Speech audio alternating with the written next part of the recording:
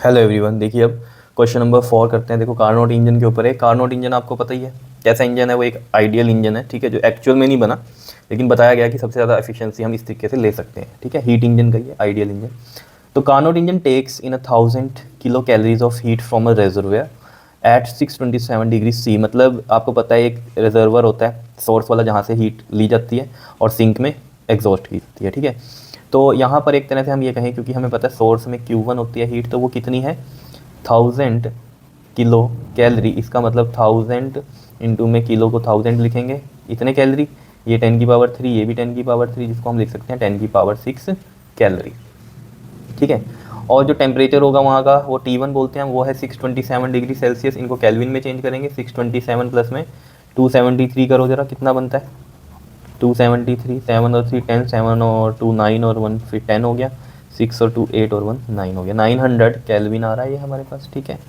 उसके बाद क्या कह रहे हैं, and exhaust it to a sink. Sink का टेम्परेचर दिया हुआ, यानी कि टेम्परेचर 2 है 27 degree Celsius. It means 27 plus 273 करोगे तो ये 300 कैलविन आएगा। How much work done it perform. तो वर्क डन का अगर फॉर्मूला आपको पता है, वो होता था हमारे पास Q1 माइनस में Q2।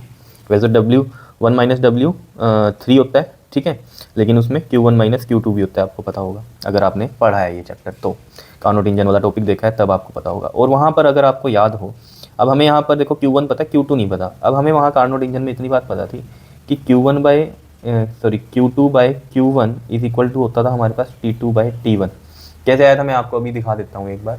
ये देखो, ये कार्नोट इंजन था जब हम एफिशिएंसी निकाल रहे थे इसकी, अगर आपको याद हो तो 1 माइनस में ये Q2 बाई Q1 आया। Q2 की वैल्यू रखी और Q1 की वैल्यू रखी थी हमने, ठीक है। फिर हमने ये सारा किया तो वहाँ से जो रिजल्ट आया था वो 1 माइनस में T2 बाई T1 था।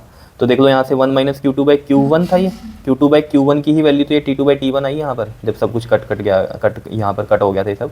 Q2 बाई Q1 ही तो था, उसी की वैल्यू T2 बाई T1 थी। तो मैं यहाँ लिख भी सकता हूँ कि देयरफॉर Q2 बाई Q1 क्या था हमारे पास, T2 बाई T1 आ गया था एक तरह से यहाँ से कार्नोट इंजन से ही, ठीक है। चलो चलते हैं वहीं पर ही। देखो जी, ठीक है, समझ में आ गई बात। तो यहाँ से हम Q2 निकाल सकते हैं अब, ठीक है। और यहाँ पर देखो बोलते हैं ना what is the efficiency of the engine. तो एफिशिएंसी तो हम ऐसे भी निकाल सकते थे, बिकॉज एफिशिएंसी का जो फॉर्मूला होता है, यहाँ पर करता हूँ, देखो एफिशिएंसी का फॉर्मूला होता है 1 माइनस में T2 बाई T1। अभी देखा आपने, तो T2 भी पता है हमें, तो कितना है T2 इज़ 300 और T1 कितना है 900। तो 1 माइनस में 1/3 करेंगे, ठीक है। और इसका एलसीएम ले लो 3, तो 3 माइनस में 1 2/3 आ रहा है, ठीक है। एफिशिएंसी ईटा 2/3 आ रही है। अगर परसेंटेज में निकाल लोगे तो मल्टीप्लाई कर दो 100 से, तो ये आ जाएगा 200/3। इसको डिवाइड जब आप करोगे ना, तो देखो 200 और ये 3 6 18, फिर 2 फिर 0, 3 6 18, फिर 2 बचेगा, फिर 0 पॉइंट लगेगा, लेकिन पॉइंट क्योंकि 0 हमने एक्स्ट्रा उतारी है, तो 3 6 18 अगेन, ये ऐसे ही चलता रहेगा सोन।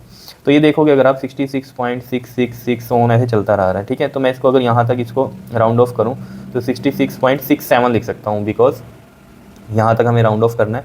और यहाँ पर अगर आप देखोगे, ठीक है, जो वैल्यू है हमारी वो 5 से क्या है, बड़ी है, तो हम इसको राउंड ऑफ कर सकते हैं। क्लियर, ये चीज़ पता है ना आपको।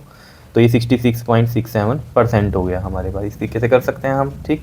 तो ये तो डायरेक्ट निकल जाता है ईटा। बात है वर्क डन वाली, तो ये मैंने आपको बताई दिया, ये कंसेप्ट याद होना चाहिए आपको। तो आप Q2 निकाल दोगे यहाँ से, तो Q2 की जो वैल्यू होगी वो निकल जाएगी हमारी T2 इंटू में Q1 अपॉन में T1, तो है ये Q1 बस इधर ले गए।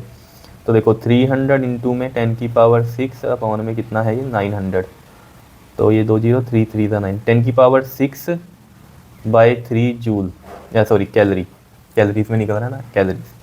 तो देखो यहाँ पर 10⁻6 Q1 था, Q2 आया है हमारे पास 10⁻6/3। यहाँ से क्या करो 10⁻6 कॉमन लो, 1 आएगा, यहाँ 1/3 आएगा, ये सेम यही बन गया 1 माइनस 1/3, तो 2/3 आया था ये। तो मैं यहाँ लिख देता हूँ, देखो 10⁻6 इंटू में ये आ गया हमारे पास 2/3, ठीक है। क्लियर, कोई दिक्कत नहीं है इसमें। अब यहाँ पर ये कैलोरीज में आंसर आया, अगर मेरे को जूल में चाहिए तो मैं क्या करूँगा, इसको 4.2 से मल्टीप्लाई करूँगा, बिकॉज 1 कैलोरी में कितने जूल होते हैं 4.2, तो ये जूल में आ जाएगा। इसका फ़ायदा क्योंकि ये इससे कट जाएगा, देखो ये पॉइंट हटा दो, यहाँ से ये 10 आ गया, 3 1 3 4 12, ठीक है। तो ये 14 2 28, 28/10 इंटू में 10⁻6 जूल, और 10 हटा दो तो 2.8 इंटू में 10⁻6 जूल। इसका आंसर आ गया, वर्क डन आ गया हमारे पास। क्या इतनी बात क्लियर है या नहीं है बताओ। ईजी था, ठीक है। और एफिशिएंसी मैंने आपको दिखाई दी है निकाल के, ठीक है। तो ये था इसका आंसर। कर लोगे इस तरह के क्वेश्चन। ओके जी, थैंक यू।